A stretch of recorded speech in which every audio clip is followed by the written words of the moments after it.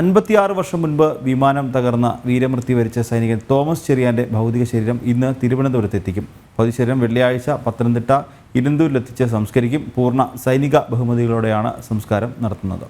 ഹിമാചൽ പ്രദേശിലെ റോത്തങ് പാസിൽ 1968 കാണാതായ പത്തനംതിട്ട ഇലന്തൂർ സ്വദേശിയായ സൈനികൻ തോമസ് ചെറിയാന്റെ ഭൗതിക ശരീരം ഇന്ന് തിരുവനന്തപുരത്ത് എത്തിക്കുമെന്നാണ് സൈന്യം അറിയിക്കുന്നത്. ഉച്ചയ്ക്ക് ശേഷമായിരിക്കും മൃതദേഹം തിരുവനന്തപുരം വിമാനത്താവളത്തിൽ എത്തിക്കുക. വിമാനത്താവളത്തിൽ സൈനിക ബഹുമതികളോടെയാകും ഭൗതികദേഹം സ്വീകരിക്കുന്നത്.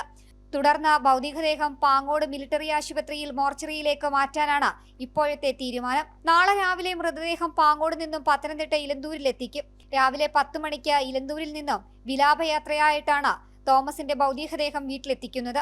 1 മണിവരെ വീട്ടിൽ പൊതുദർശനത്തിന് വയ്ക്കും. അതിനുശേഷം അന്ത്യകർമ്മങ്ങൾക്കായി ഇലന്തൂരിലെ പള്ളിയിലേക്ക് ഭൗതികദേഹം കൊണ്ടുപോകും.